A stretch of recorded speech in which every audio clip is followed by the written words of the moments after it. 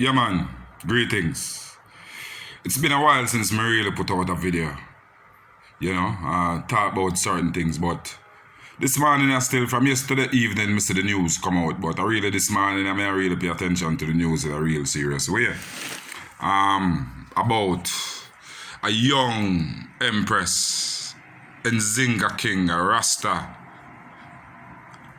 sister, 19 years old, that was in a taxi and a little altercation developed between an occupant in a taxi and the empress get involved some way, somehow, and through the actions of the police, it seems, based on what the news is saying. And she end up reach all a police station and reach all a courthouse and end up have to pay some money so till them end up have to trim her locks. Another part that I'm vexed about now. I'm matter of fact, I'm vexed about the whole thing because the way the thing got done was so very unprofessional, from the taxi to the police station to the courthouse, that the whole thing is just so questionable that you have to ask yourself what kind of society this we are living at this day and age. What kind of society in this Jamaica where Rasta people is being abused in some way where, yeah, say, what go on here? Why any person at all, Rasta specifically speaking in this moment, you have to trim them ear in a police station? Nobody has the right for both them to trim nobody at all without them consent. And that is just standard. Much more a servant and an agent of the state who is empowered by virtue of their job to serve, protect, and reassure. But honestly, none of that are going on, I just abuse them and abuse the thing. Someone want to know in this day and age, 2021, after Rasta has done so much for this country. Because when you travel internationally and you say Rasta, when I say Jamaica, Rasta people think about tourism, reggae music, Rasta. We stand up for equal rights and justice in this place, and even when the regular citizens don't even know what them rights are about. I personally, Omar Ryan, stand up for St. Thomas in a way that no one has done before since Paul Bogle. I kill them, they don't want to kill I.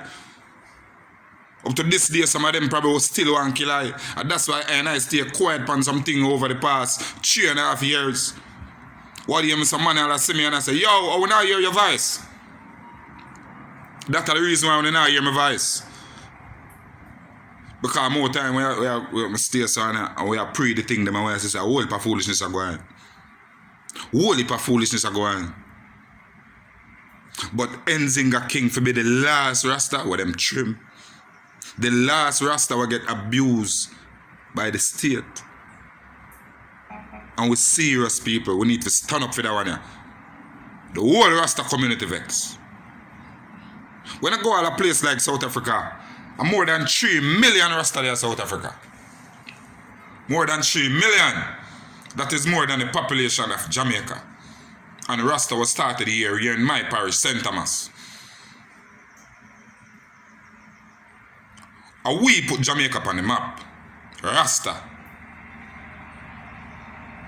Bob Marley is still the most famous Jamaican. The most impactful Jamaican in this time.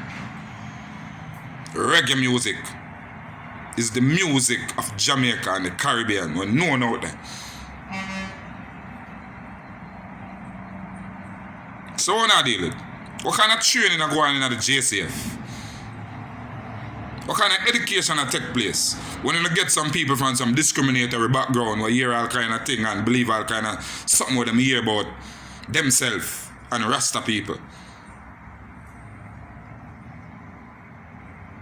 Me vex. Tears are running out of my eyes this morning. Because at this day and age, this nothing happen. A foolishness this. We need to take a stand. Too much foolishness are going on in the country. Too much abuse of power by people who know themselves, including politicians. But a justice for Nzinga King, that me I deal with. The whole Rasta community vex at justice want for Nzinga King in a Clarendon. Justice for Nzinga King. That we are deal with. Rasta liberty matters. I lacks with liberty, everything about Rasta matter.